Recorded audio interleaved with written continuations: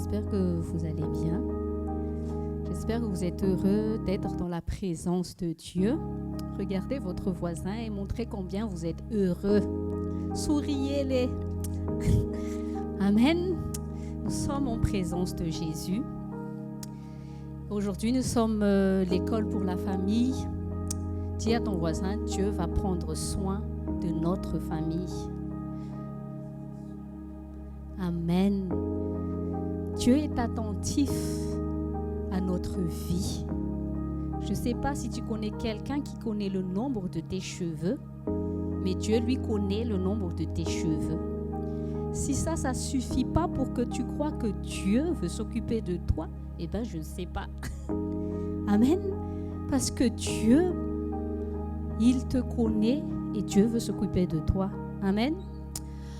Tout à l'heure, quand Doc a partagé sur le fait de ne pas s'inquiéter, ça m'a fait rappeler l'histoire de Jairus. Vous connaissez l'histoire de Jairus?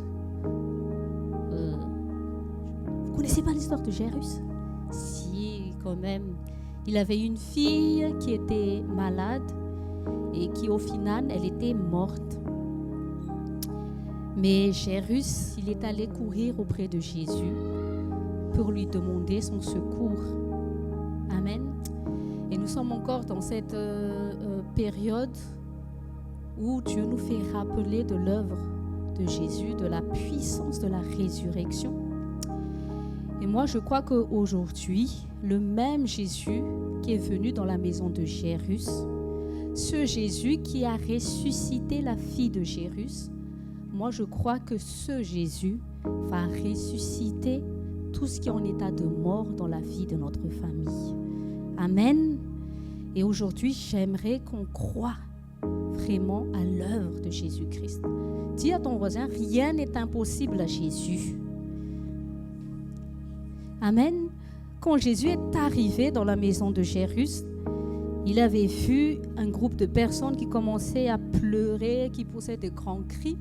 Et ce qui est étonnant, ce sont même pas, c'est pas même les parents de la fille qui pleurent, mais il y a des gens comme ça qui aiment pleurer, qui aiment crier dans les problèmes. Mais qu'est-ce que Jésus a dit? Sortez-les de la maison. Amen. Jésus ne travaille pas avec les gens qui crient et qui pleurent. Amen. Quand Jésus vient, il veut voir ta foi. Quand Jésus vient, il veut voir si toi, tu es capable de voir ce qu'il peut faire. Amen. Quand Jésus est arrivé, il a juste dit, elle n'est pas morte, elle dort. Amen. Toutes choses qui sont en état d'endormissement dans ta vie, Jésus va le ressusciter aujourd'hui. Amen. Comme Doc a dit, tu vas te dire, mais comment ça va se passer? Mais tout ça. Dis Amen, ça veut dire qu'il en soit ainsi. J'aimerais qu'on se lève dans la présence de Dieu. On va encore prier. On va donner à Dieu cette disposition de cœur à juste se laisser faire dans la présence de Dieu. Dieu est en train de s'occuper de nous. Il n'a pas besoin de voir ton raisonnement. Il n'a pas besoin de voir ton intelligence humaine. Juste reçois et laisse-toi faire. Père Saint, dans le nom de Jésus, nous te sommes reconnaissants aujourd'hui parce que nous savons qu'il n'y a pas de hasard avec toi. Merci pour chaque personne ici présente que tu as conduit dans ta présence. Merci aussi pour chaque personne qui sont connectées aujourd'hui à travers le direct. Père, fais-nous grâce. Parle à nous personnellement. Toi, tu nous connais personnellement. Aucun homme ne peut prétendre connaître notre cœur à part toi. Toi, Papa, tu connais nos vies. Et nous savons que quand tu as donné ton Fils Jésus-Christ mourir à la croix pour nos punitions, c'est la preuve que tu as réservé le meilleur pour chacun de nous. Tu as un plan de paix pour notre famille. Et aujourd'hui, Père, nous sommes là et nous voulons juste te dire merci de t'occuper de nous. Merci de prendre soin de notre famille.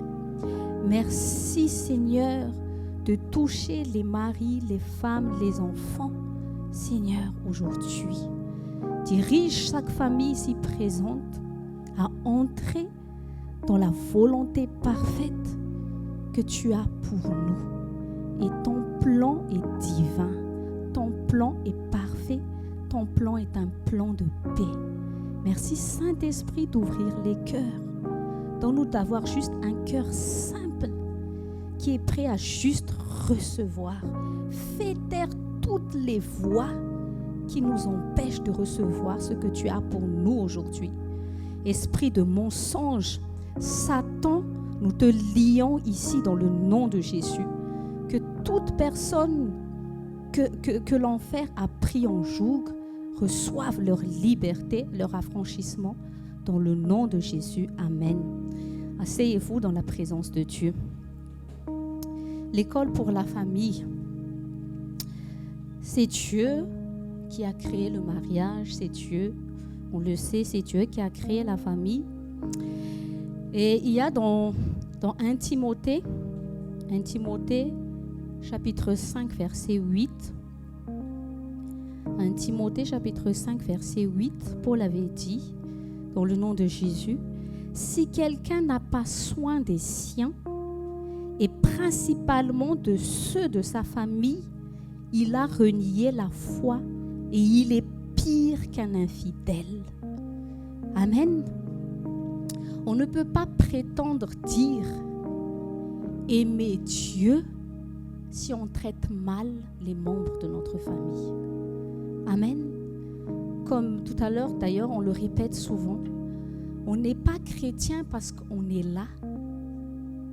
On est là parce que justement, on veut apprendre à être, pas de bons chrétiens devant les gens, mais on est là pour apprendre vraiment à vivre la volonté de Dieu au quotidien. Amen. Si on est juste là, c'est à cela qu'on va définir le fait qu'on est chrétien, ça s'appelle des religieux. Amen. Mais on vient ici pour apprendre de la volonté de Dieu, pour pratiquer la volonté de Dieu au quotidien. Et le premier lieu où nous pratiquons la volonté de Dieu, c'est dans nos maisons. Et je crois que les personnes qui nous connaissent le plus, ce n'est pas les gens ici, c'est les gens qui sont avec toi à la maison. Amen. Et Dieu est en train de nous dire ici, parce qu'il y a dans les anciens temps, parfois les religieux ont interprété mal la parole de Dieu quand Jésus a dit « Si tu me préfères à ton mari, à ta femme ou à tes enfants, tu ne peux pas être mes disciples. » Ce que Jésus a voulu dire, c'est que quoi? La place de Jésus ne peut être comparée à aucune autre personne dans ton cœur. Amen. Il est le roi dans ton cœur. Personne ne peut être au-dessus de Jésus dans ta vie. Mais les religieux, ils ont interprété ça comme si c'était une excuse, le fait de servir Dieu. C'est devenu une excuse pour mépriser sa famille. Ça, c'est un enseignement faux. Dieu est amour et Dieu ne va jamais t'amener à t'enseigner à dire « traite mal ta famille ». Ça, c'est faux, ça. Au contraire, Dieu, il nous demande de bien traiter les membres de notre famille. Et même Jésus, il avait dit, c'est quoi le premier commandement? Le premier commandement, c'est aimer Dieu de tout son cœur, de toute son âme, de toutes nos forces. Et avec cela, Jésus a dit, tu aimeras ton prochain comme toi-même. Donc, on reconnaît l'amour que nous avons pour Dieu à la manière comment nous traitons les autres. Amen. Et moi, je dis toujours, faites des bilans spirituels tous les jours. Tous les jours au pied du Maître. Quand tu parles avec le Saint-Esprit, demande au Saint-Esprit où en es-tu avec Dieu. Parce que si tu te dis seulement chrétien, parce que tu es là, tu lis la Bible tout le temps, tu as des révélations, c'est pas au nombre des révélations que tu reçois qui fait que tu es un enfant de Dieu, que tu es un vrai disciple de Christ. Il y a des gens qui peuvent être abonnés à I20, ils peuvent faire Amen, Amen, tout le temps, là, tous les jours. Mais s'il n'y a pas un changement de cœur, ça ne sert à rien. Amen. Donc, ce n'est pas le fait d'être abonné à toutes les prédications, ce n'est même pas le fait de recevoir des révélations qui va apporter le changement dans notre vie. Mais c'est quoi? C'est notre disposition de cœur à vouloir être changé, transformé par la parole de Dieu. Amen. Il y avait un sacrificateur, Caïphe, au temps de Jésus, quand Jésus allait être crucifié. Ce Caïphe a reçu la révélation de Dieu. Il avait dit, il faut qu'un seul meure pour le péché de tous. Sous l'onction, parce qu'il c'est un sacrificateur, l'Esprit Saint lui a fait dire une révélation. Ce n'est pas le fait que tu as des révélations que cela signifie quelque chose. Mais ce Caïphe, le Saint-Esprit lui a utilisé pour dire quelque chose, la révélation de la parole de Dieu. Mais lui, personnellement, son âme n'a rien reçu de ce qu'il a même lui-même dit. Amen. Donc, ça ne suffit pas le fait que tu partages la parole de Dieu. Dieu ne nous appelle pas à apporter des prédications, mais Dieu nous appelle à être l'application des prédications. Amen.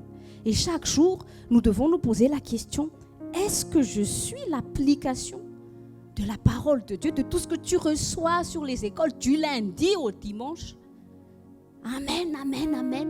Mais dans ton endroit secret, regarde à toi-même, est-ce que ça se voit dans ma vie?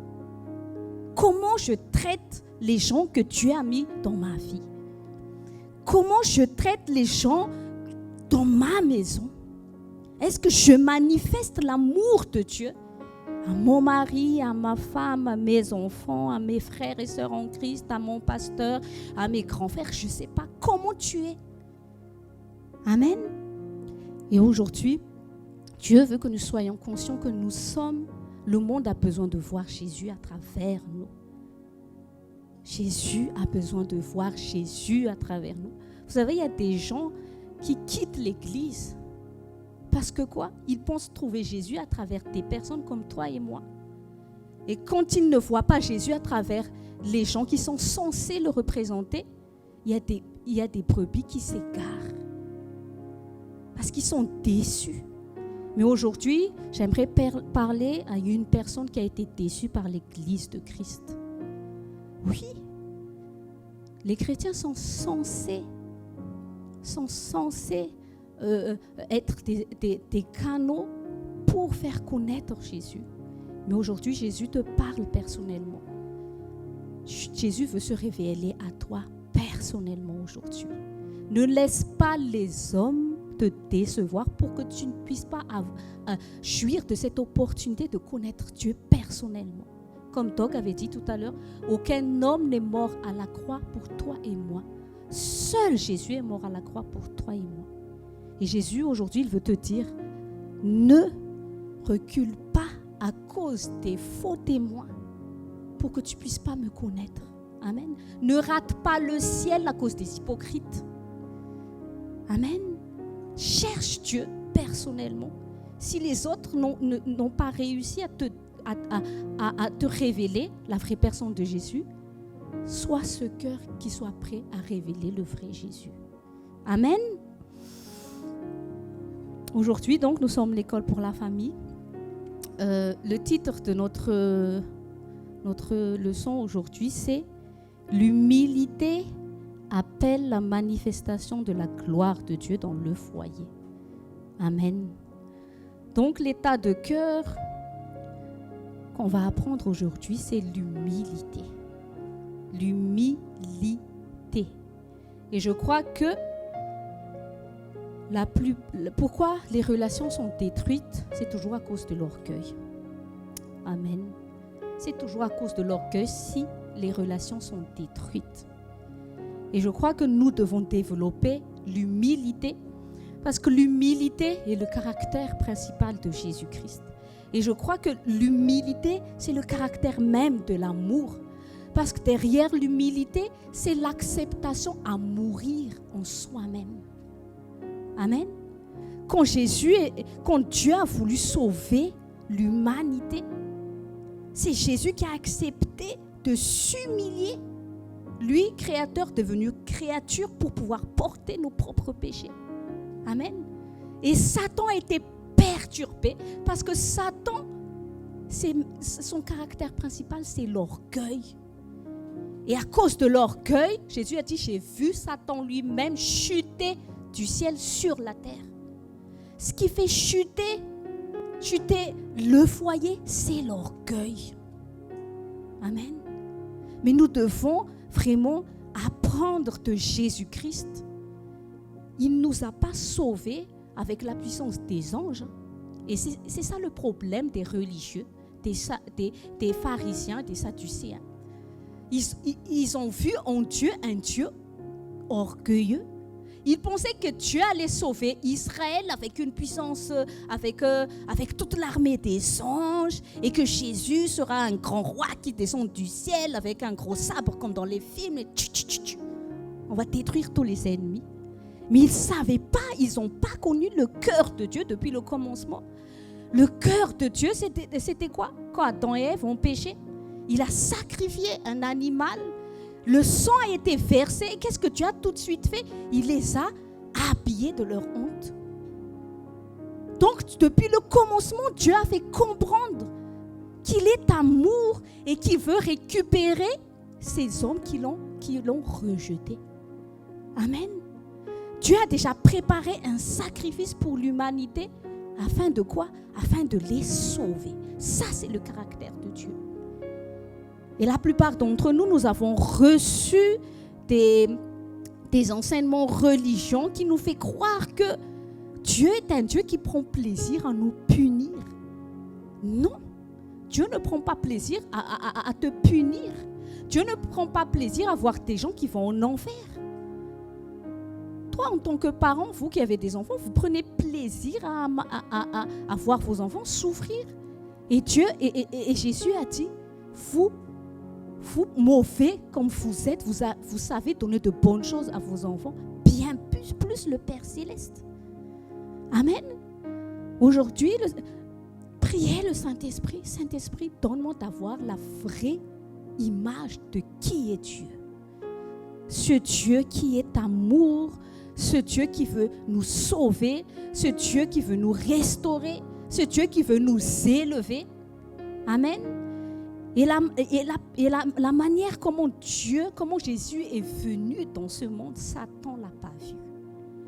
Parce que si Satan savait que Jésus aurait dû mourir, que c'était par sa mort qui était le moyen pour sauver l'humanité, moi je t'aurais dit, Satan il aurait envoyé des gens pour caresser Jésus. Il aurait empêché la crucifixion de Jésus parce que ça aveugle Satan l'humilité. Parce que lui, il est orgueilleux, il ne sait pas c'est quoi l'humilité. Il n'a pas vu ça venir. Amen. Et je crois que si nous voulons rendre le diable aveuglé dans notre vie, nous devons développer l'humilité. Amen. Et nous allons voir cette humilité à travers l'histoire de Marie et des serviteurs dans l'histoire des noces à Cana. Nous allons prendre notre Bible dans Jean chapitre 2. Jean chapitre 2, versets 1 à 5. Jésus avait choisi de faire son premier miracle dans une fête de mariage. Nous allons d'abord le lire au nom de Jésus, Jean chapitre 2, versets 1 à 5. 3 jours après, il y eut des noces à Cana en Galilée.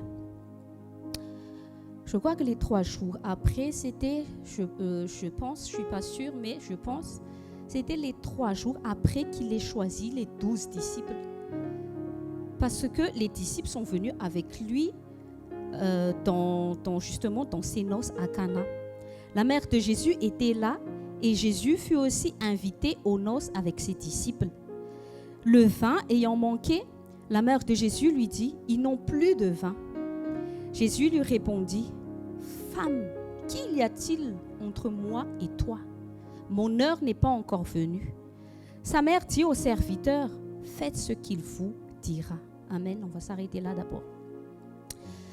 Si tu as déjà lu l'évangile de Jean, nous remarquons bien que dans Jean chapitre 1 et dans Jean chapitre 2, c'est la retranscription des 3 premiers chapitres de la Genèse. Je répète, dans Jean chapitre 1 et Jean chapitre 2, c'est comme si c'était la retranscription de Genèse chapitre 1, 2 et 3. Dans Genèse 1, il y avait le commencement, il y avait la création. Dans Jean chapitre 1, Jean avait dit, au commencement, la parole était avec Dieu, la parole était Dieu. Et dans Genèse 1, ça commence comme ça, au commencement. Amen. Et dans Genèse chapitre 2, Dieu il a créé l'homme et la femme. Dans Genèse chapitre 3, c'était la chute d'Adam et Ève. Et regardez bien le rétablissement que quand Jésus est arrivé. Dans la Genèse, Dieu a été rejeté du premier mariage qu'il a lui-même créé. Je répète, dans la Genèse, Dieu a été rejeté du premier mariage d'Adam et Ève que lui-même il a fondé. Dans le second mariage à Cana, Jésus a été invité. Amen. Quand nous avons donné notre vie à Jésus, nous avons fait cette prière. Jésus, je t'invite dans ma vie. L'erreur d'Adam et Ève, c'est que quoi? Ils ont rejeté Dieu de leur vie. Mais Jésus est le moyen pour que tu puisses réinviter Dieu dans ta vie, pour que tu puisses réamener le règne de Dieu dans ta vie. Cela va se faire à travers Jésus-Christ. Amen. Dans le premier mariage, Adam et Ève, en écartant Dieu de leur vie, de par leur désobéissance, ont fini nus et ont appelé la honte dans leur vie. Chaque fois que tu désobéis à Dieu, c'est une manière que tu dis à Dieu, je t'écarte de ma vie. Et le péché, c'est le résultat de la désobéissance à Dieu. Et le péché est le moyen pour le diable d'avoir accès ou d'avoir part dans ta vie. Quand Jésus est venu, il a dit, le malin vient, le prince du monde vient, mais il n'a rien en moi parce que Jésus n'avait aucun péché en lui. C'est pour ça que quand il est allé 3 jours en enfer, il a juste porté nos péchés. Mais une fois qu'il s'est débarrassé de nos péchés, quand Satan a voulu l'attraper, il était saint, pur. Satan ne pouvait pas, la mort ne pouvait pas le retenir. L'enfer ne pouvait pas le retenir parce qu'il n'avait aucun péché. Amen.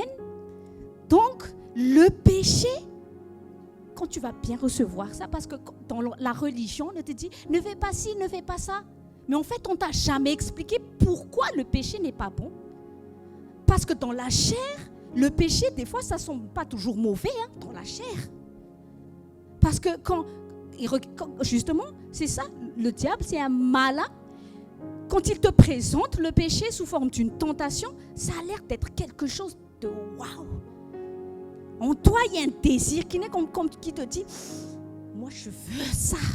Je vais être satisfait que si je le mange. Parce que Satan, c'est un vendeur vraiment extraordinaire. C'est Dieu qui a donné cette onction. Il a l'onction de convaincre les gens sur un produit dont tu n'as même pas besoin. C'est ça le diable. Il est malin. Adam et Ève, ils ont déjà tout eu. Dieu les a créés à son image. Et quand le serpent vient, en quelques minutes de conversation avec le diable, Ève a tout oublié, toutes les promesses, toutes les bénédictions que Dieu a déjà faites dans sa vie. En quelques instants, elle a discuté avec le serpent. Quand le serpent lui a commencé à lui dire, mais tu ne mourras pas, tu seras comme Dieu. Et juste à cause de ça, tu seras comme Dieu. Elle ne s'est pas dit, mais j'ai déjà tout de Dieu avec moi. Je suis à l'image de Dieu. Je suis bénie, je ne manque de rien. Mais quand le diable est arrivé pour lui parler, tout a changé dans sa mentalité. Elle s'est dit, ce dont j'ai besoin maintenant, c'est de ce fruit-là. C'est ça, le diable. Il te fait comprendre à travers la tentation, il te ment que tout ce que Dieu te donne à travers Jésus, c'est rien du tout. Mais c'est seulement ça dont tu as besoin. C'est le piège. Amen. Et c'est pour ça que nous devons nous nourrir de la parole de Dieu. Parce que le péché est venu parce que Adam et Ève ont cru au mensonge. Mais quand nous croyons à Jésus-Christ, quand nous croyons donc à la parole de Dieu, c'est possible d'obéir à Dieu. Le diable même ne peut pas te forcer à désobéir à Dieu. Est-ce que tu as vu un diable qui est venu comme ça avec sa fourche devant Ève et qui a emmené Adam et Ève devant l'arbre de la connaissance du bien et du mal? Il a dit à Adam et Ève, si tu ne bouffes pas ça, je te fais comme ça avec ma fourche. Non. Les gens qui se suicident, est-ce qu'il y a un démon qui le voit et qui le fait peur? Suicide-toi. C'est dans ta mentalité que le diable travaille. C'est dans tes pensées qu'il travaille. Et il t'oblige à croire en son mensonge. Et quand tu crois en son mensonge, tu désobéis à Dieu. Tu es sous son joug. Tu es sous sa domination. Mais Jésus, par l'œuvre de Jésus-Christ à la croix, tu n'es plus sous la domination du péché et du diable. Amen. Quand on te dit, manifeste le fruit de l'esprit, si tu as reçu Jésus dans ton cœur, le fruit de l'esprit est déjà en toi. Si tu crois en ça, nourris-toi de la vérité, tu vas savoir le démontrer, le vivre. Mais tu dois croire que Jésus a déjà vaincu la faiblesse de la chair. Il a déjà vaincu le péché. Donc tu dis, je crois à la parole de Dieu. Moi aussi, je suis victorieuse face au péché, à la tentation. Amen. C'est ça la puissance de la grâce de Dieu. La grâce de Dieu, c'est la capacité de Dieu qui est en toi maintenant. Tu dois méditer sur ça. Je ne suis plus sous le joug de la colère. Je ne suis plus sous le joug de n'importe aucune addiction. Non. Je suis ce que je suis par la grâce de Dieu.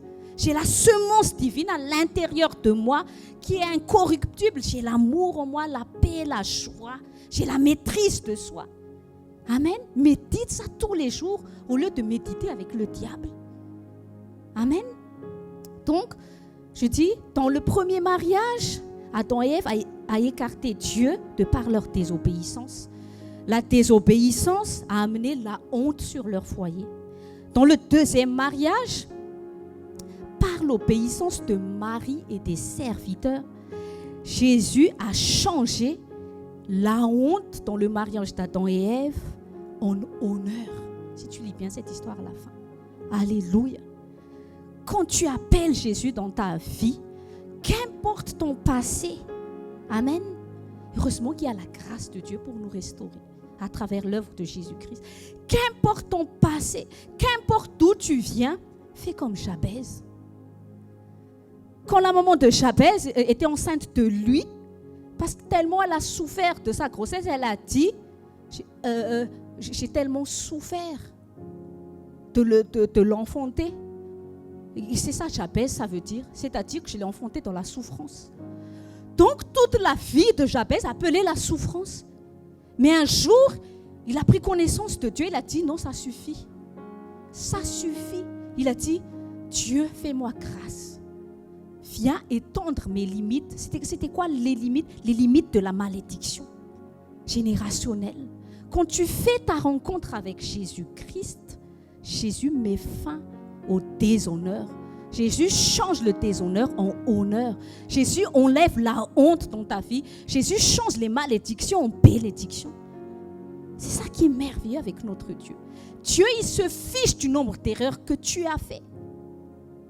Mais Dieu attend juste le jour où tu te retournes à lui. Alléluia. Quand tu reviens à lui, que tu te répands à lui, Dieu te dit, moi j'ai déjà oublié ton passé. Parce que quand tu viens à Jésus, Dieu ne parle pas de ton passé, Dieu parle de ton avenir. C'est Satan qui va te parler de ton péché, de ton passé. Péché, les péchés du passé. quand tes pensées vont commencer à réfléchir, non, je ne mérite pas, c'est pas possible. Satan, il veut te faire croire que Jésus ne t'a pas fait une nouvelle créature. Et c'est à cause de ces mensonges, en fait, que nous tombons toujours dans le péché. Mais quand tu regardes à l'œuvre de Jésus-Christ à la croix, c'est quoi? C'est un nouveau départ que Dieu te donne. Amen. Dieu veut te montrer l'avenir. Il te prépare de nouvelles choses. Les choses anciennes sont passées. Maintenant, je veux faire de nouvelles choses dans ta vie. Médite sur les nouvelles choses que Dieu va faire dans ta vie. Ne permets plus au diable de te ramener dans ton passé d'échec. Amen.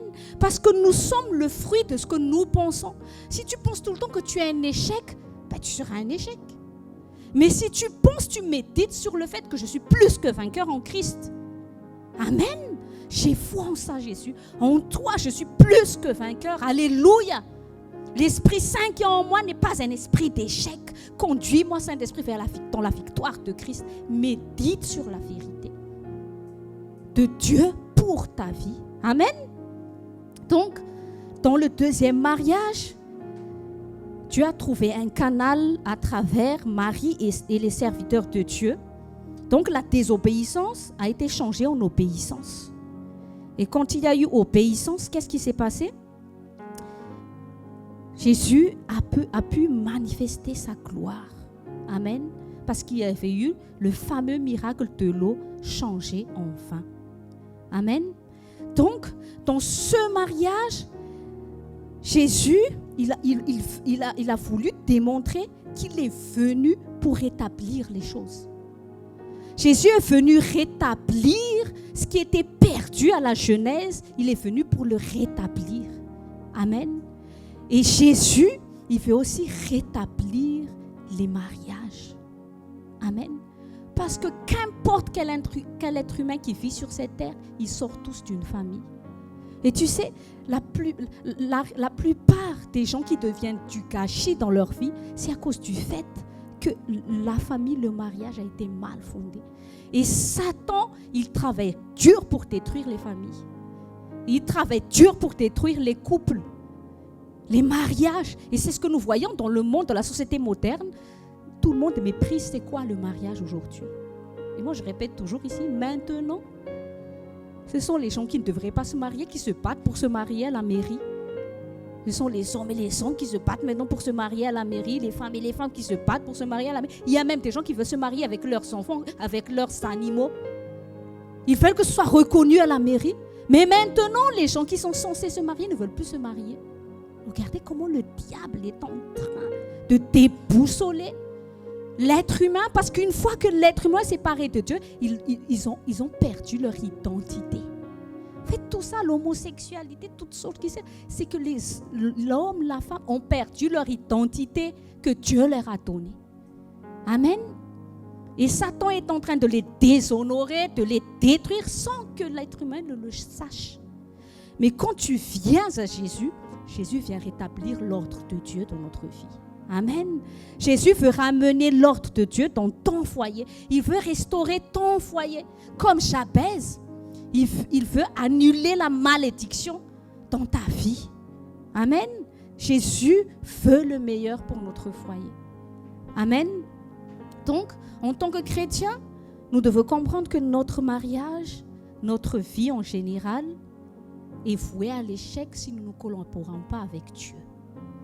Parce que vous savez, si nous sommes des chrétiens, quand nous faisons, l'homme et la femme fait alliance devant Dieu, le mariage n'est pas juste une alliance entre l'homme et la femme.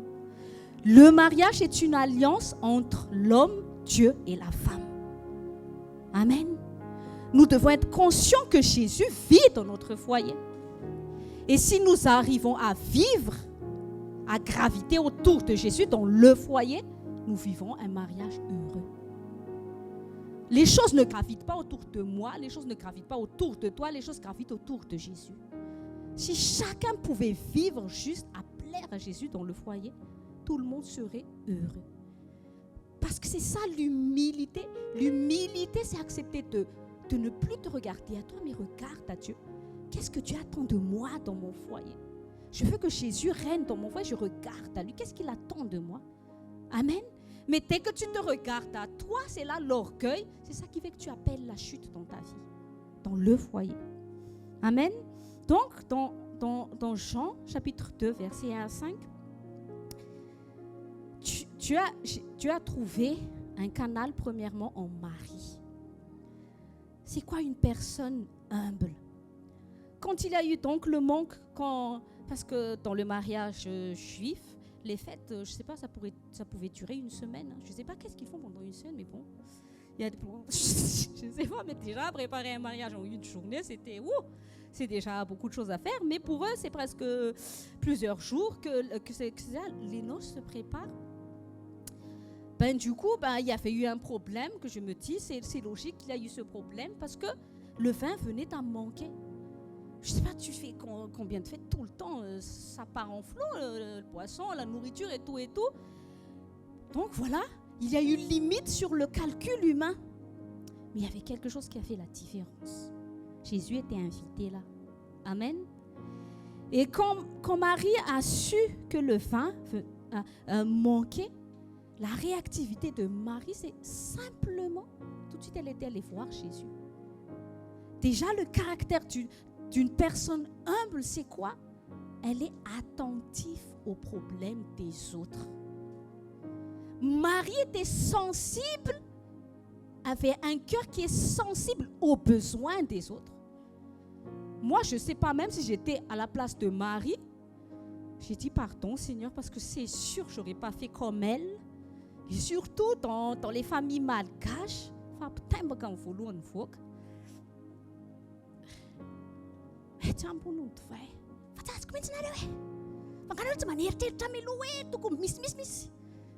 elle n'était pas comme ça. Elle n'était pas allée voir sa soeur ou ses cousines. Elle se dit, mais je ne comprends pas. Vous ne savez pas que c'est le mariage de vos enfants. Il fallait penser à tout ça. Mais vous ne comprenez pas que vous amenez le déshonneur dans la vie de vos familles, là. Mais franchement, les petits quand tu vois quelqu'un qui tombe, Marie, elle n'était pas comme ça. Marie, elle s'est dit tout de suite, oh là là, qu'est-ce que je pourrais faire? C'est ça une personne humble. La personne humble ne condamne pas. Mais la personne humble pense tout de suite au fait que, qu'est-ce que je pourrais amener? Amen. Si tu as ce cœur-là dans ton foyer, qu'est-ce que je pourrais amener? Tu ne regardes pas toi-même. Si ton mari a fait des bêtises ou toi tu as fait des bêtises, ne le condamne pas, ne la condamne pas de suite. Vous êtes une même équipe. Je ne sais pas, vous qui aimez le football. Imagine, il y a combien de joueurs qu'on a déjà dans une équipe? 11 avec l'école. Oui. Imagine que les 11 personnes dans cette même équipe se disputent ou ont chacun leur mentalité. La femme a pantalon, imagine ça. Normalement, le mari, c'est lui qui emmène le ballon et elle fait la défensive là à côté. Et imagine la femme dit, non, c'est moi qui dois emmener le ballon. C'est normal ça, sur un terrain, même l'équipe adverse va se dire, mais il ça va me donner mais c'est pas normal. Amen. Même le diable, il n'aura rien à faire, l'équipe ennemie n'a rien à faire, il dit, le couple doit penser, nous sommes ensemble. Tu tombes, je tombe avec toi. Tu es élevé, on est élevé ensemble. C'est ça, avoir cette mentalité. Amen. On est ensemble, on est un. Amen. Il n'y a pas de c'est à toi, c'est à moi, c'est mon argent. Mais qu'est-ce que tu as fait le feu devant Dieu là? On était amoureux. Je t'aime, chérie. Jusqu'à la vie, à la mort. Arrivé maintenant dans le foyer, c'est chacun pour soi. Même c'est chacun leur côté de lit. Ne me regarde pas, toi tu regardes pas, moi par ici. Hein. Et moi je dis toujours ça dans l'école pour la famille. Il y a Satan qui danse au milieu. Wow, c'est moi le maître ici. Non, vous devez penser que vous êtes ensemble avec Jésus-Christ. Que le diable c'est l'ennemi, c'est pas celui qui dort à côté de toi, c'est qui dort à toi, ton ennemi. Non, on est ensemble au sein de l'assemblée de Christ, les membres d'un même corps. Si la main droite veut aller là-bas, la main gauche veut aller là-bas, le corps il va être coupé. Nous devons avoir une même mentalité. en Christ, des mêmes sentiments humbles. Nous devons avoir des sentiments qui regardent les autres, qui veulent le bien des autres. Ne vis pas égoïste, moi. Moi, je suis là, je m'en fous. Moi, je viens juste écouter, ne me touche pas, ne me regarde même pas. Regarde les gens qui t'entourent. Amen. Et Marie a été cette personne humble qui est sensible aux besoins des autres. Et quelle est la chose que Marie nous apprend aussi? Dès qu'il y a des problèmes dans ton foyer, ne le parle pas à tout le monde. Marie, quand elle a connu le problème, elle n'était pas allée voir la cousine. Tu sais, il manque le vin. Et après, elle est allée encore le faire à un autre cousin. Regarde un peu. Elle n'a pas fait ça. Quand quelque chose ne va pas, ne parle pas de ton problème à la voisine, aux voisins ou aux collègues.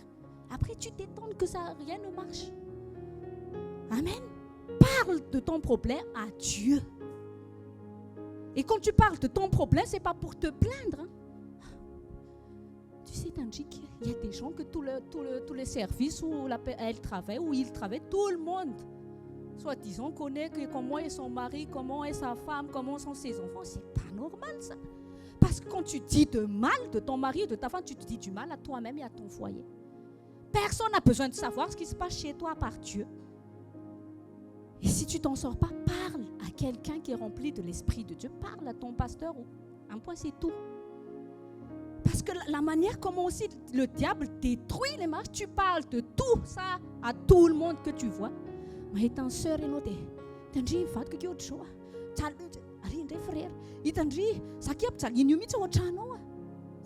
Moi, je te dis, moi personnellement, et c'est quelque chose que c'est vraiment un enseignement que j'ai reçu de ma maman. Elle m'a toujours dit, tout ce qui se passe dans ta famille, ne le parle à personne. Même si parfois tu souffres tellement, ne le parle à personne. Parle à Dieu d'abord. Demande-lui conseil. Parce que Satan travaille vite à la manière comment nous parlons des problèmes. C'est murmurer. Tu ne délivres pas ton mari, ta femme, quand tu parles tout le temps de lui, par-ci, par-là. Non. Amen.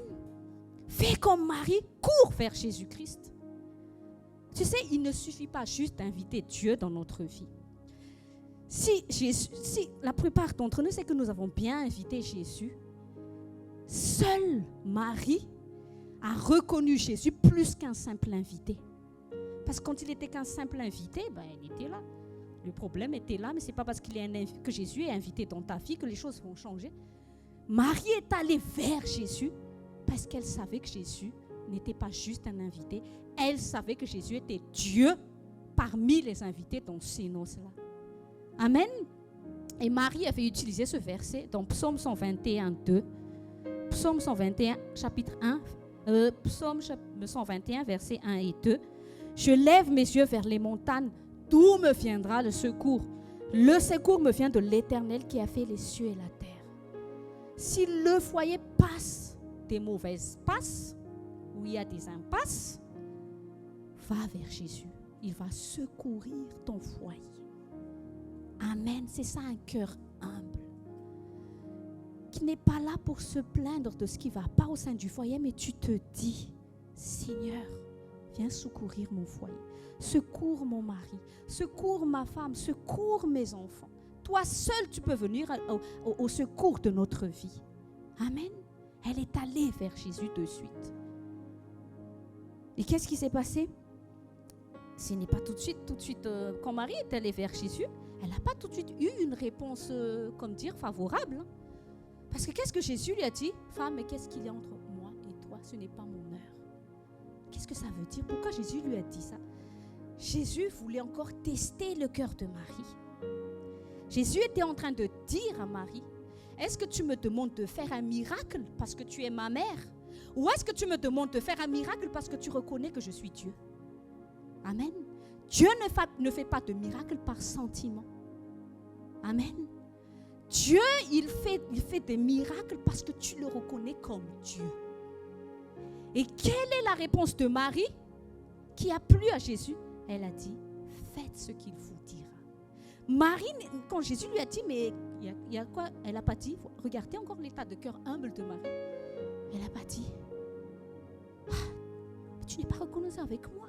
Savem ba nitrotra tao ekipy sy vola sy nitaizanao ve jusqu'à 4 taona dia izany nataonao anahy mba afaka kosa reto dia mba io moa e. Izy Jesosy lasa nandera zay teo. Non, elle n'a pas dit ça, c'était une femme humble. Marie avait démontré à Jésus, tu n'étais pas mon enfant, tu es le Fils de Dieu. Si je viens vers toi, c'est parce que je reconnais que tu es Fils de Dieu. Je sais qui tu es. Marie était la première personne sur terre qui savait qui était Jésus. Amen. Parce que dès que Jésus a été conçu dans son ventre, Dieu lui a révélé, c'est le Fils de Dieu qui est en toi. Elle a dit à Jésus, je sais qui tu es. C'est pour ça que je sais que je suis venue vers toi. Amen. Est-ce que tu sais qui est Jésus? Qui est Jésus dans ta vie? Jésus ne peut rien faire si tu lui as juste invité. Mais Jésus peut ramener le changement si tu le reconnais comme le Dieu de ta famille. Josué a dit, moi et ma famille, nous servirons l'Éternel. Et c'est quoi servir l'Éternel? Fais ce que Dieu dit dans ta maison. Fais juste ce que Dieu dit. Un point, c'est tout. Si tu es mari, qu'est-ce que Dieu te demande? Dieu te dit, Marie, aimez vos femmes. C'est tout. Si tu es femme, qu'est-ce que Dieu te dit? Jésus te dit juste, femme, soyez soumise à vos maris. Si tu es un enfant, qu'est-ce que Dieu te dit? Enfant, obéissez aux parents. Mais nous, les hommes, nous voulons ajouter c'est pas des points à la ligne, mais tu sais, il faudrait que tu comprennes d'abord les circonstances. Dieu ne veut pas te comprendre. Dieu veut que tu saisisses juste sa parole et sa vérité. Le problème des gens, c'est essayer de me comprendre. La parole de Dieu ne s'adapte pas à toi. C'est à toi de t'adapter à la parole de Dieu. Amen. Adapte-toi à la parole de Dieu si tu veux que Jésus agisse dans ta vie. Amen. Donc voilà, un cœur humble. Un cœur humble, ça reconnaît Dieu. Qui est Dieu? Cherche à le connaître dans ta maison. Ne l'invite pas juste quand tu as reçu Jésus. Il est tout le temps sur le canapé. Et voilà, personne ne le demande. Mais quand tu vas élever Jésus au rang de maître dans ta maison, tu vas voir les choses changer. Reconnais-le comme le maître à la maison. Et comment tu le reconnais qu'il est le maître de ta vie? Tu vas faire ce qu'il dit de faire. Un point, c'est tout. L'obéissance à Dieu. Et l'obéissance à Dieu, c'est quoi? Quand tu regardes en fait les versets qui concernent la famille, ça concerne toujours quelque chose que tu dois faire à l'autre. Aucun verset de la parole de Dieu ne te dit ce que l'autre devrait faire pour toi. C'est ça notre problème. Par exemple, la femme, elle veut dire à son mari, toi tu dois m'aimer la parole de Dieu. Elle dit, nous voulons être comme les pharisiens, nous voulons dire aux gens ce qu'ils doivent faire pour nous. C'est n'importe quoi. Toi, tu dois demander à Dieu, qu'est-ce que moi je dois faire comme mari? Dieu, qu'est-ce que tu attends de moi? C'est tout. Le reste, c'est ça, donner contrôle à Dieu. C'est se positionner là où tu sais qu'est-ce que tu attends de moi. Après, il prend le contrôle. Mais quand toi, tu veux dire à Dieu, mais regarde-le, j'en peux plus. Et Dieu te dit, j'en peux plus de t'écouter. C'est pas la prière que j'attends. C'est pas ça la prière qui touche à Dieu. Quand tu te plains sur toi-même, toi, tu dois mourir. Tu dois avoir un cœur qui dit, Seigneur, donne-moi d'avoir un cœur compatissant pour la personne que j'aime à côté. Là. Et je dois arrêter de regarder au fait que c'est moi qui souffre. Non. Jésus a déjà souffert pour toi. Vis dans la consolation du Saint-Esprit. Mais tu dois souffrir pour les autres. Seigneur, aide-le. Pourquoi il est comme ça? Manifeste ton amour, Seigneur. C'est ça ce que Dieu attend de nous.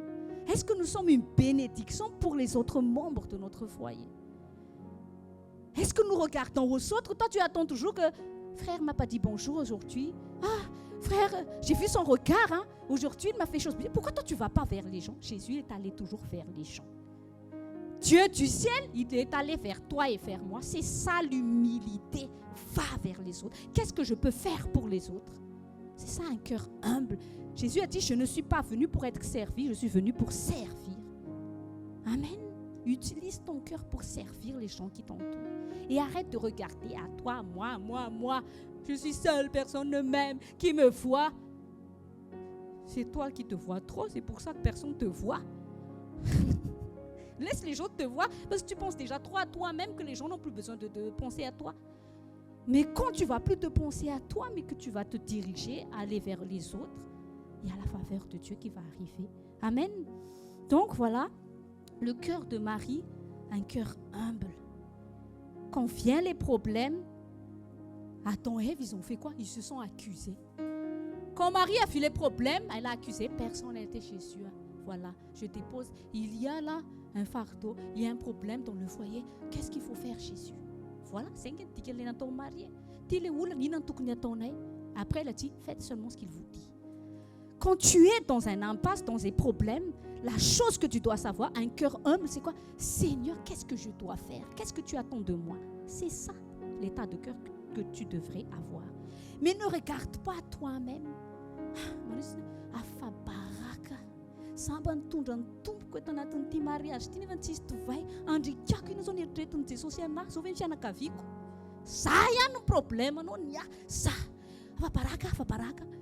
Quand nos enfants font des bêtises,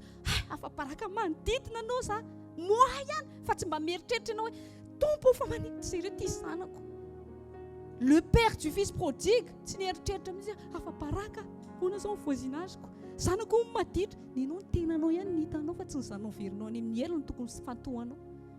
amen. Léa Faparaka, Léon, c'est le diable. Tu n'as rien à foutre. Faire. Non, tu n'as rien à faire de ce que les gens pensent. Qu'est-ce que Dieu pense? C'est ça l'essentiel. Amen. Donc notre part, c'est juste de faire ce que Dieu attend de nous au sein de notre foyer. Jean, on continue. Ça passe vite. Jean chapitre 2, versets 6 à 12. Les autres canaux que Dieu a utilisés dans le mariage.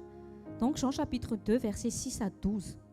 Or, il y avait là 6 vases de pierre destinés aux purifications des Juifs et contenant chacun 2 ou 3 mesures. Jésus leur dit, remplissez d'eau ces vases.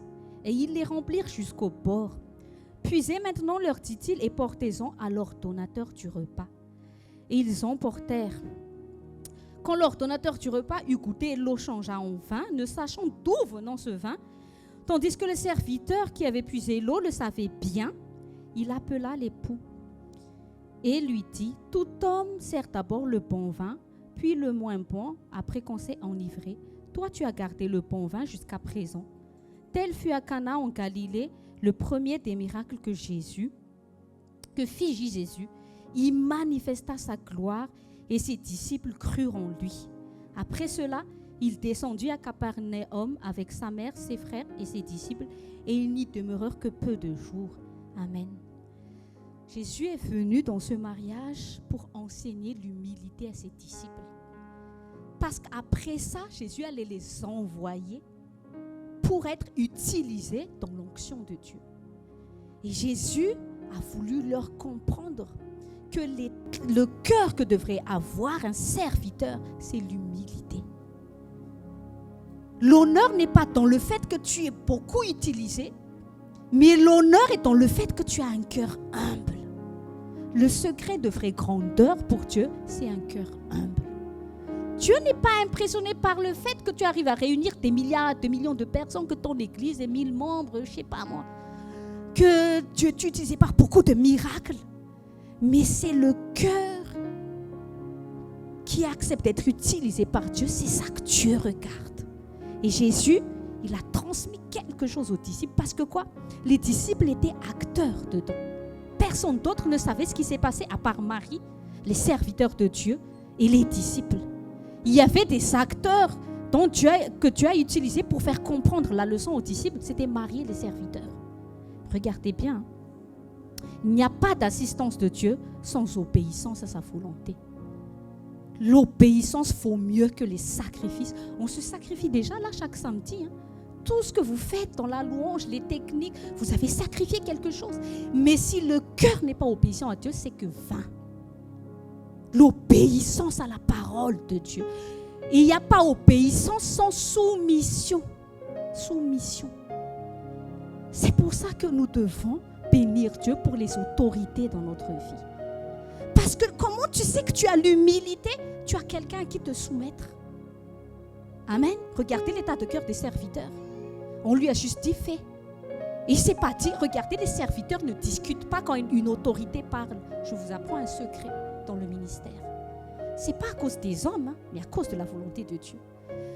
Quand il y a une autorité qui te demande de faire quelque chose, dis-toi tout de suite, c'est un test pour l'humilité, Dieu. Merci Seigneur. Quand il y a une autorité dans ta vie pour faire quelque chose, c'est là que Dieu te forme dans le service. Dieu, dans le service, il forme ton cœur à être humble. Et tu ne peux pas dire être humble si tu n'aimes pas obéir aux autorités. Amen. Quand il y a une autorité spirituelle, même la parole de Dieu nous enseigne à respecter et honorer les dirigeants de nos nations. Bien plus dans notre vie chrétienne. On veut mépriser les autorités. C'est que tu es orgueilleux. La familiarité est un poison. C'est ça même qui détruit les couples. Ces derniers temps, j'ai dit à mon mari, j'ai dit pardonne-moi. Parce que je suis tombée dans la familiarité avec lui. Je ne vais pas témoigner de ça aujourd'hui. Ça va être un peu long. Mais il y a quelque chose que Dieu a fait dans notre vie. Et il m'a toujours dit, arrête. Il m'a dit, so. Et au final, quand il m'a dit les choses que j'ai acceptées, on a eu le résultat.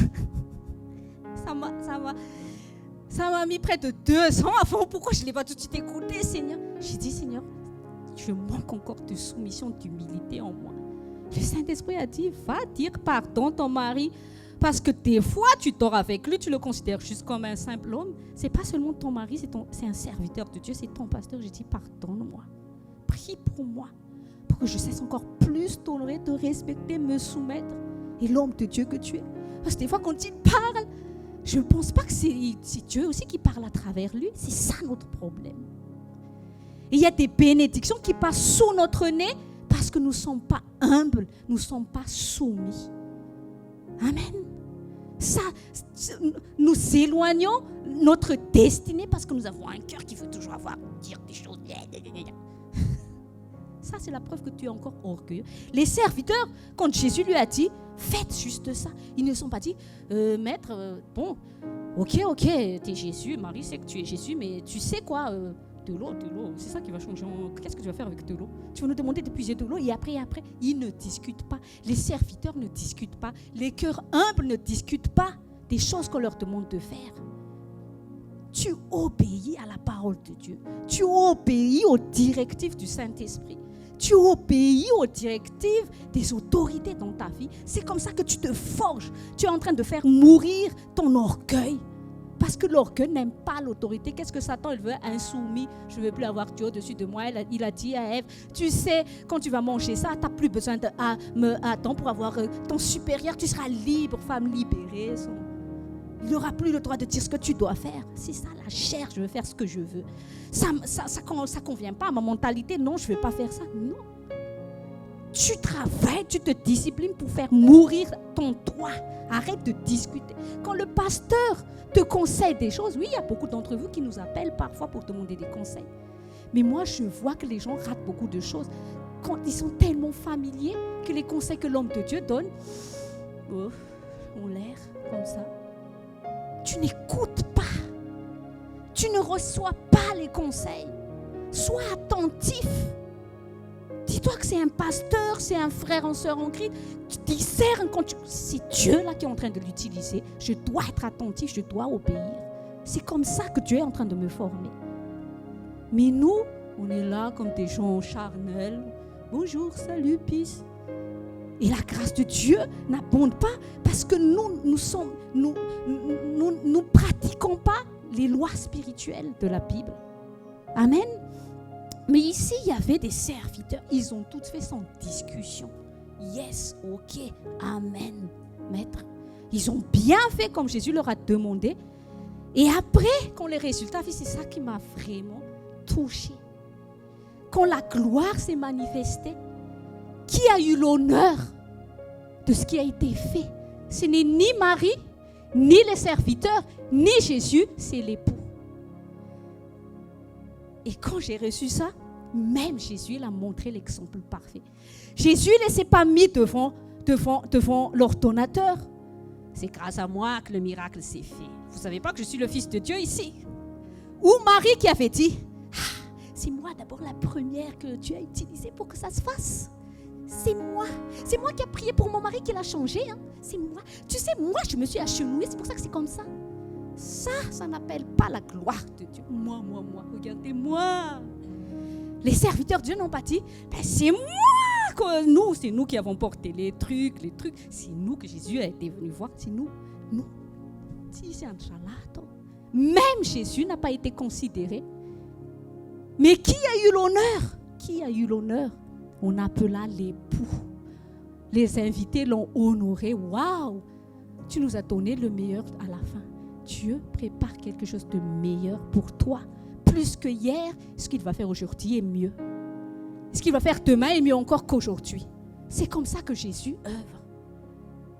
Il t'amène de gloire en gloire. Mais est-ce que tu as un cœur humble? Tu ne peux pas entrer dans ta destinée si tu n'es pas humble. Tu peux recevoir toutes les révélations, dire amen à toutes les prédications de pasteur Rodolphe, pasteur Tommy, tout ce que tu veux, amen, amen partout. Mais si ton cœur n'est pas brisé, si ton cœur n'est pas prêt à obéir, si ton cœur n'est pas prêt à changer, rien ne va jamais se passer. Tu fais juste les gens contents. C'était bon le message, yes. Mais moi, quand j'entends ces messages, je dis, Seigneur, où j'en suis avec tout ça, ces révélations? Je parle avec le Saint-Esprit, je lui dis, Seigneur, je veux entrer dans cette vérité, je veux obéir. Il ne suffit pas juste d'être excité, mais regarde en toi-même, rentre en toi-même où j'en suis avec cette vérité. Amen. Et qu'est-ce qui s'est passé? Jésus, même, il s'est humilié. Il s'est retenu de ne pas être glorifié. Ça, c'est Jésus le Maître. Philippiens chapitre 2, versets 5 à 11. Philippiens chapitre 2, versets 5 à 11, au nom de Jésus. Ayez en vous les sentiments qui étaient en Jésus-Christ.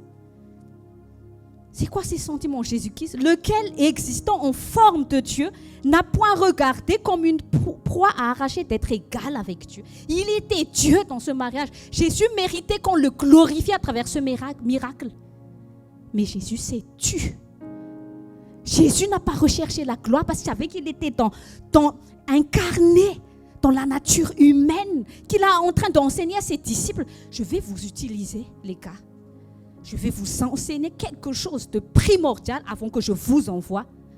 Dieu, mon Père, m'a envoyé sur terre pour quelque chose. Mais les choses glorieuses de Dieu ne peuvent se manifester qu'à travers un cœur humble. Un cœur qui ne recherche pas l'applaudissement des hommes. Un cœur qui ne recherche pas la faveur des hommes, mais un cœur qui veut juste être là où Dieu l'a mis et faire juste ce que Dieu lui demande. C'est tout. Un cœur désintéressé de toute forme de gloire. On va continuer le verset de Philippe là. Mais c'est dépouillé lui-même en prenant une forme de serviteur. Jésus même, dans ce contexte, il était juste un serviteur de Dieu. En prenant une forme de serviteur, en devenant semblable aux hommes. Et ayant paru comme un simple homme, il s'est humilié lui-même. Et c'est quoi la preuve de l'humilité? Se rendant obéissant jusqu'à la mort. Tu ne peux pas dire être humble si tu n'aimes pas obéir. Même jusqu'à la mort de la croix. C'est pour ça aussi Dieu l'a souverainement élevé, qui ne veut pas être élevé. C'est un mensonge de dire, non, moi je suis humble, je ne veux pas être élevé. C'est faux. Ne sois pas hypocrite. Mais quand tu es humble, Dieu est obligé de t'élever. Tu veux que Dieu élève ta famille. Tu veux que Dieu élève la vie de tes enfants. Tu veux que Dieu élève tous les domaines de ta vie. Dis à ton voisin, sois humble. Sois obéissant. Amen. C'est ça, c'est la parole de Dieu que j'enseigne. Il n'y a pas à discuter. Chacun rentre dans la vérité de la parole de Dieu. Verset 9. C'est pourquoi aussi Dieu l'a souverainement élevé et lui a donné le nom qui est au-dessus de tout nom. Afin qu'au nom de Jésus, tout genou fléchisse dans les cieux, sur la terre et sous la terre.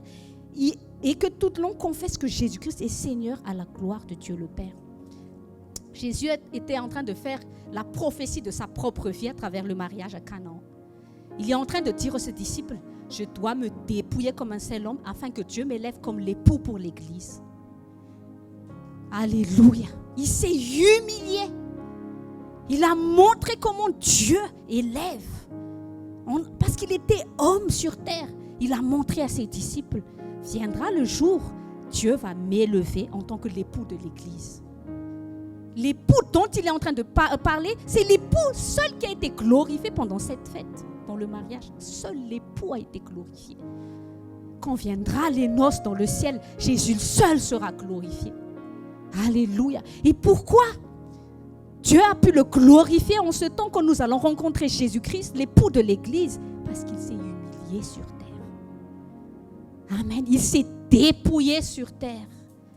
Dans notre mariage, dans le couple, dépouillons-nous. Humilions-nous si nous voulons que Jésus s'élève dans notre vie. Amen. Si nous voulons que Satan fléchisse chez nous dans notre vie, cherchons à être humbles. Amen.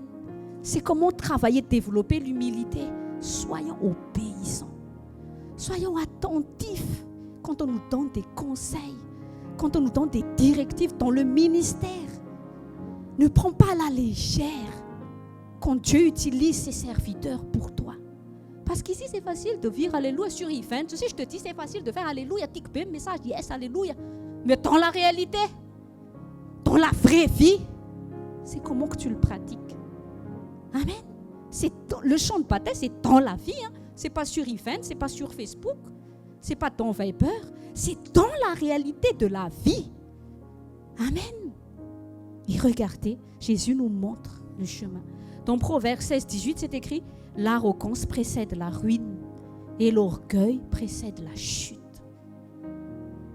Tu veux chuter? Personne ne veut chuter. Moi, je ne veux pas chuter comme Satan. Parce qu'il a chuté finalement en enfer. Moi, je ne veux pas chuter en enfer. Je vais développer l'humilité. Il ne dit pas « c'est dur, j'y arriverai ». Dis à Satan, tais-toi, je vais y arriver parce que je puis tout par celui qui me fortifie. Réponds-lui par la parole de Dieu. J'ai l'Esprit Saint en moi. Il m'enseigne, il me dirige. Amen. Il me corrige. Alléluia. Et quand tu es humble, qu'est-ce qu'il a fait? Jésus apporte le changement que tu attends. L'eau s'est changée enfin. C'est la chose qui est la même que Dieu a changé. Ça veut dire quoi? C'est la maladie qui change en guérison. C'est la pauvreté qui change en prospérité. C'est peut-être c'est des relations détruites qui va reconstruire. C'est ça le changement que nous voulons. Vrai ou faux? Amen. La malédiction en bénédiction. Avant, il y avait des disputes et querelles. Ça va changer en paix maintenant. Amen. Que Jésus apporte ce changement dans notre vie. Alléluia. Ce changement qui va rétablir la volonté de Dieu au sein de notre couple et de notre foyer, au sein de notre église, au sein de notre assemblée. Mais soyons ce cœur. Soyons ce canal pour le Saint-Esprit qui est l'humilité, l'obéissance, la soumission. Accepter de se dépouiller à notre moi. Amen. Nous allons nous lever, nous allons prier. Jésus, je déclare que Jésus change toute honte dans votre vie en honneur. Que Jésus change les mauvais caractères en fruits de l'esprit. Que Jésus change le manque en abondance. Que Jésus change la rébellion en obéissance. Que Jésus change les disputes, les querelles en paix dans nos relations. Dans le nom de Jésus. Père Saint, dans le nom de Jésus, nous te remercions, Père, pour ton amour infini envers nous. Et surtout pour ta fidélité et ta patience. Seigneur, malgré que pour toutes les fois où nous avons été en erreur, tu n'es pas fatigué de nous reprendre, de nous relever. Chaque jour, tu es en train de nous dire, mais je vous aime. Venez à moi. Prenez mon joug léger. Le joug léger, c'est l'obéissance juste à ta volonté. Seigneur, pardonne-nous pour toutes les fois où nous avons été orgueilleux. Pardonne-nous pour toutes les fois où nous avons manifesté tous les caractères de l'orgueil, qui est l'insoumission, qui est le refus d'écouter les conseils, qui est toujours prêt à discuter avec nous, en train de discuter les directives de nos autorités. Pardonne-nous, Seigneur. Pour nous, les femmes qui ont du mal à être soumises à leur mari, pardonne aux maris qui, des fois, c'est encore dur pour eux d'obéir à ta parole, qui est d'aimer leur épouse malgré leurs défauts. Pardonne-nous à nous les enfants qui désobéissent à nos parents. Pas seulement les enfants ici, mais même nous les grands-enfants. Nous désobéissons parfois à nos parents de la foi ou nos parents encore qui sont dans notre vie. Pardonne-nous, Seigneur. Merci Jésus pour ton sang qui a été coulé à la croix, qui éloigne toute forme de condamnation. Merci Jésus pour de pardonner tous nos péchés, pour toutes les fois où nous sommes tombés en défaillance. Mais nous ne voulons pas juste rester au fait que tu nous as pardonné. Nous voulons être comme Marie, cette ancienne prostituée à qui tu as dit, va et ne pêche plus. Quand tu dis quelque chose, c'est que tu nous demandes quelque chose, tu nous donnes de le faire parce que tu as déjà mis en nous le vouloir et le faire selon le bon plaisir de Dieu. Merci Saint-Esprit de mettre dans nos cœurs la capacité à obéir aux exigences de Jésus-Christ. Ouvre nos yeux spirituels, Saint-Esprit, et donne-nous de ne plus écouter les mensonges du diable qui veut toujours nous mentir que c'est dur d'obéir à Dieu. C'est faux. Maintenant, nous allons dire, c'est plus possible d'obéir à Satan. Ce n'est plus possible pour nous d'obéir à la chair, parce que par la grâce de Dieu, par la puissance de la résurrection de Jésus-Christ, nous avons un cœur soumis à la parole de Dieu. Nous avons un cœur entier à la parole de Dieu.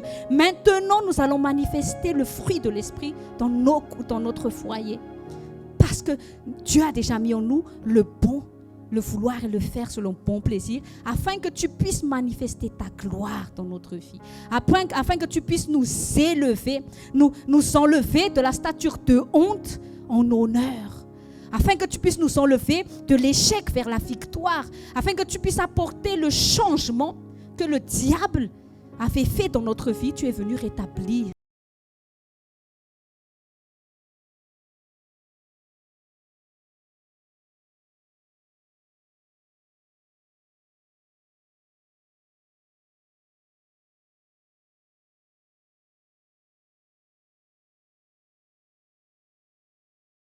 La volonté de Dieu, le plan divin dans la vie de chaque famille ici présente, dans le nom de Jésus. Amen.